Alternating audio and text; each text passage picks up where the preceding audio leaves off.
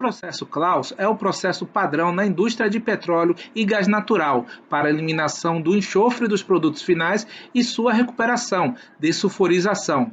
Recebe esse nome em homenagem a Carl Friedrich Claus, que inventou e registrou patente em 1883. Permite a redução das emissões de SO2, dióxido de enxofre, para a atmosfera e efluentes gasosos ricos em H2S, sulfeto de hidrogênio. O processo consiste basicamente em duas etapas em série, uma térmica e outra catalítica. Mas de onde vem o H2S no petróleo? Dentre os mecanismos descritos na literatura para a geração do H2S nos campos de petróleo e gás natural, destaca-se o mecanismo bacteriano, o termoquímico associado à oxidação de hidrocarbonetos e o termoquímico que compreende a decomposição térmica de matéria orgânica rica em compostos sulfetados. Os mecanismos de geração de H2S no petróleo necessitam de uma fonte de enxofre, tais como sulfatos solúveis em sedimentos marinhos. No caso das bactérias redutoras de sulfato, BRS, outros parâmetros como pH, teor de matéria orgânica, salinidade, temperatura e ausência de oxigênio são fundamentais no desenvolvimento do processo de geração de H2S.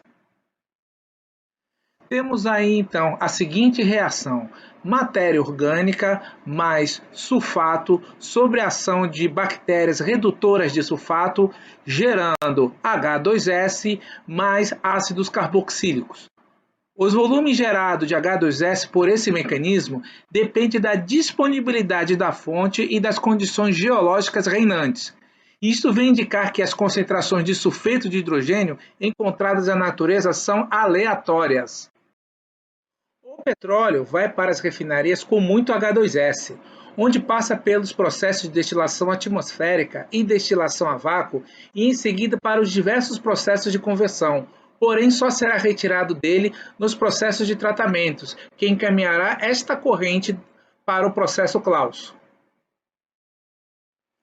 O processo Claus recebe o H2S do gás combustível e do GLP, proveniente do tratamento DEA, onde o teor de H2S é elevado, da ordem de 90% em volume. A unidade de recuperação de enxofre poderá também receber gás ácido de outras unidades, tais como hidrotratamento, hidrocraqueamento, reforma catalítica, coqueamento retardado. Este é o fluxograma do processo Claus, que será acompanhado pelo nosso operador de campo, que nos passará detalhes das suas variáveis de processo. Esta primeira etapa é responsável pela produção de enxofre por meio de uma conversão térmica.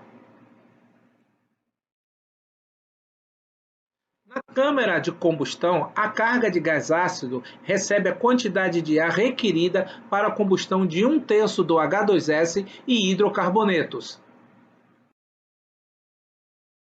A temperatura no interior da câmara de combustão pode atingir valores superiores a 1.200 graus Celsius, e sabemos que o enxofre tem a pressão atmosférica ponto de fusão de 119 graus Celsius e seu ponto de ebulição é de 440 graus Celsius. Assim, no interior da câmara, ele se encontra na fase vapor, em comum com vapor d'água, CO2 e H2S gasoso. O H2S não convertido e o SO2 reagem parcialmente, produzindo cerca de 60% do total de enxofre recuperável. Em cada reator há um leito de catalisador de bauxita ativado, Al2O3, convertendo o H2S e o SO2 remanescente em enxofre por meio catalítico.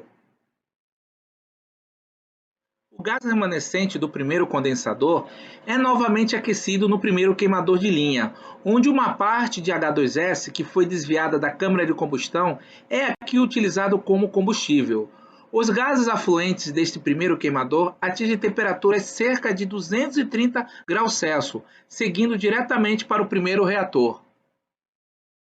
O Gás efluente do primeiro reator, a uma temperatura próxima de 300 graus Celsius, é resfriado no segundo condensador, ocorrendo mais uma condensação de enxofre, uma vez que a temperatura dos gases é resfriada a 180 graus Celsius. O gás proveniente do segundo condensador flui para o segundo queimador de linha, onde sua temperatura é elevada para 225 graus Celsius, seguindo para o segundo reator.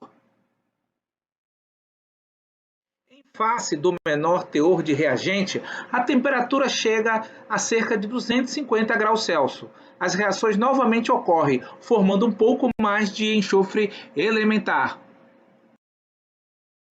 O efluente do segundo reator é resfriado no terceiro condensador, havendo mais uma condensação do enxofre, que, após passar pelo vaso de selagem, vai para o tanque. Neste equipamento, o líquido condensa e os gases são resfriados a 165 graus Celsius.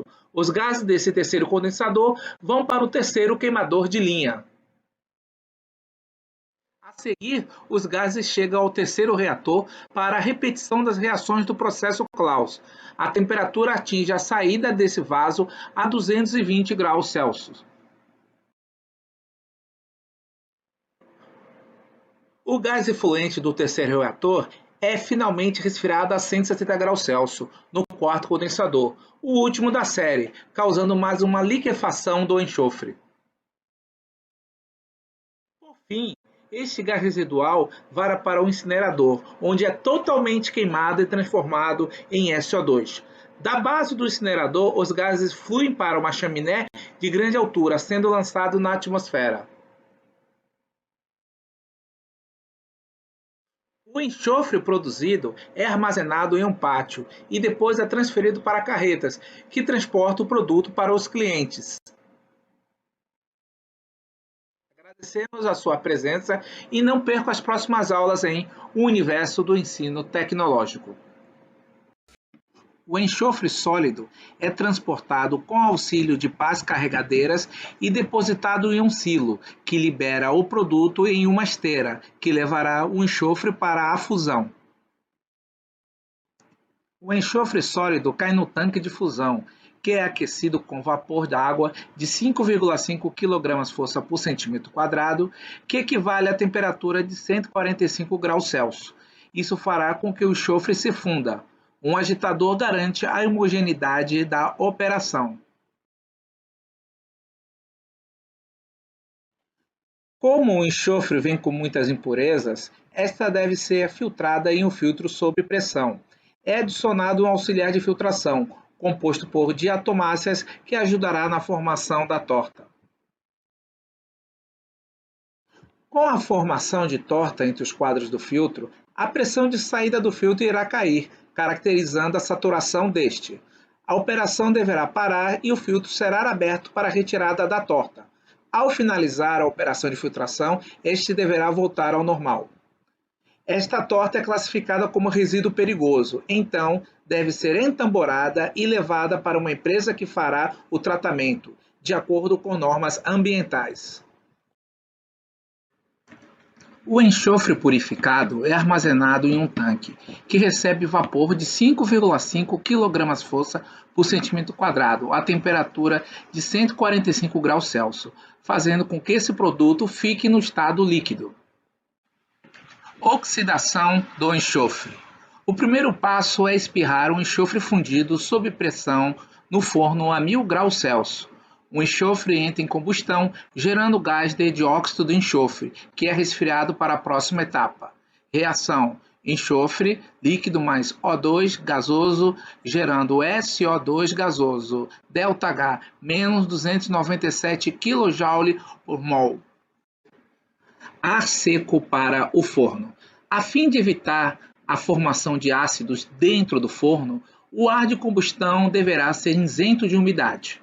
Em uma torre de absorção, chamada de torre de secagem, realiza-se a desumidificação do ar.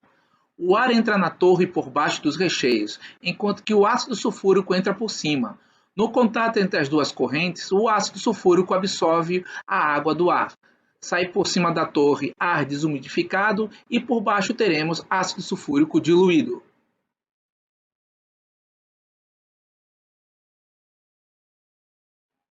O ar seco que será utilizado no forno de SO2 será produzido na torre de absorção de secagem de ar, onde o H2SO4 concentrado absorve a umidade do ar.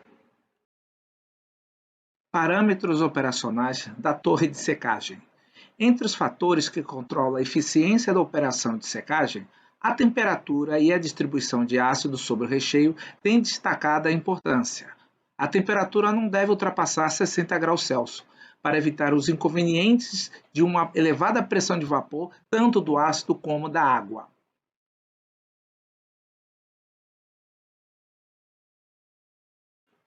O enxofre é atomizado através de um ou mais orifícios localizados junto à entrada de ar. Esses orifícios, conhecidos como canhões de enxofre, são encamisados, de modo a permitir a circulação de vapor d'água que mantém o enxofre aquecido na temperatura de atomização, 125 a 140 graus Celsius, e evita o superaquecimento do canhão. No forno de produção de SO2, o enxofre líquido é queimado, junto com o ar seco, que fornece o O2 para a reação. A temperatura no forno é de 1000 graus Celsius. A caldeira de recuperação irá produzir vapor saturado com o calor proveniente do forno de SO2, pois esse gás precisa ser resfriado e ficar a temperatura de 420 graus Celsius na entrada do conversor. Na caldeira de recuperação, a água desmineralizada já entra pré-aquecida na temperatura de 90 graus Celsius. A caldeira produz vapor saturado a 40 kg/força por centímetro quadrado, com temperatura de 250 graus Celsius. Aproveitando uma boa parte da variação de entalpia da temperatura dos gases SO2 e SO3, no circuito caldeira de recuperação conversor catalítico, teremos dois componentes habitual de uma caldeira acotubolar como trocadores de calor para estes gases.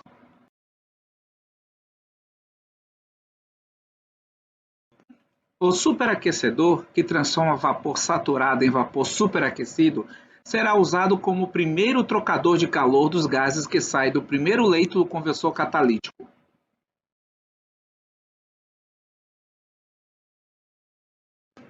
O vapor superaquecido produzido poderá rodar uma turbina a vapor acoplada a um gerador, com a finalidade de produzir energia elétrica para a planta. Com a expansão volumétrica produzida na turbina, teremos redução de pressão de vapor, que pode ser aproveitada em vários processos. O economizador, componente que aquece a água de alimentação da caldeira, trocará calor com SO3 produzido no quarto leito do conversor catalítico. Conversor catalítico. As misturas gasosas efluentes do forno de SO2, contendo N2, O2, SO2 e pequenas quantidades de SO3, depois de resfriado, alimentam o conversor, onde por meio catalítico com pentóxido de vanádio ocorre a reação de oxidação de SO2, representada pela seguinte equação: SO2 mais meio de O2, com pentóxido de vanádio como catalisador, gerando SO3. Esta reação é reversível, sendo seu equilíbrio e velocidade função dos seguintes fatores: temperatura, pressão, relação O2-SO2 e concentração de SO3.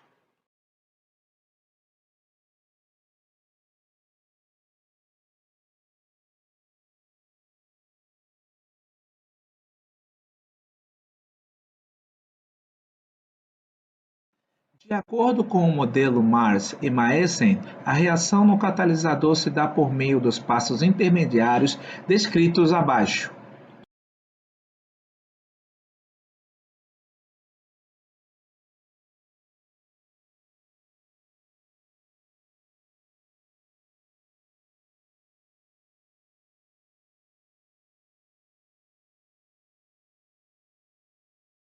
No primeiro leito, o SO2 entra com temperatura de 420 graus Celsius. A taxa de conversão para SO3 é de 63%. Este sai a temperatura de 600 graus Celsius. Antes de entrar no segundo leito, os gases trocam calor com um superaquecedor. A temperatura abaixa para 450 graus Celsius.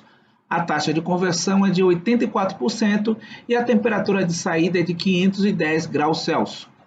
No terceiro leito, os gases entram a 450 graus Celsius, após trocar de calor no primeiro intercambiador. A taxa de conversão é de 93% e este sai a temperatura de 480 graus Celsius e vão para a torre de absorção intermediária e passam pelo segundo intercambiador para perder mais calor. Os gases SO3 e SO2 que saem do terceiro leito do conversor vão para a torre de absorção intermediária, onde o SO3 é absorvido pela água do H2SO4 diluído. Por cima sai o SO2 que não foi absorvido e por baixo teremos o ácido sulfúrico concentrado ou até mesmo o óleo 1. O SO2 que ainda não se converteu e não foi absorvido pela água do ácido sulfúrico diluído retorna para o quarto leito do conversor, a fim de se converter a SO3. O SO2 que não foi absorvido na torre intermediária vem para o quarto leito do conversor. Antes disso, passa pelos intercambiadores para aumentar sua temperatura para 420 graus Celsius. A taxa de conversão é de mais de 99,5% e o SO3 sai do quarto leito com temperatura de 535 graus Celsius. Antes de ir para a torre de absorção final, este gás troca calor com o economizador da caldeira, deixando a água desmineralizada a 90 graus Celsius. Com o SO3 como que quase em sua totalidade, esta corrente entra na torre final, para que esse gás seja absorvido pela água do H2SO4 diluído, saindo embaixo H2SO4 a 98%. Por cima teremos gases inertes como N2 que sairão pela chaminé. O ácido sulfúrico produzido é armazenado em tanques com revestimento contra a corrosão.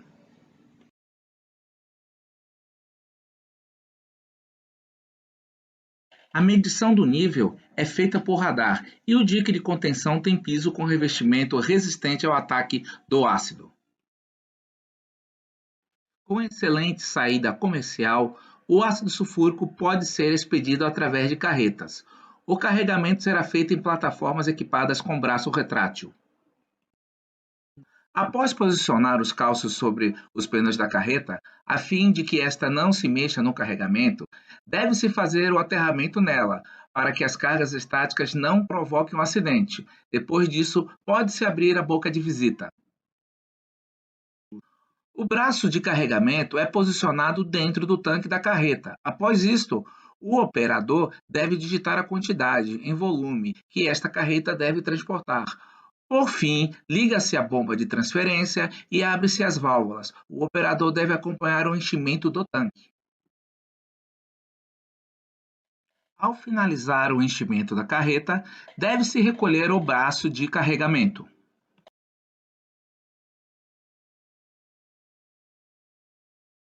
Fecha-se a boca de visita e retira-se os cálcios e o aterramento da carreta. Finaliza-se então esta operação e a carreta já pode seguir viagem para levar o ácido sulfúrico para o cliente. Agradeço a atenção de vocês e continuem acompanhando as aulas do universo do ensino tecnológico. Até a próxima!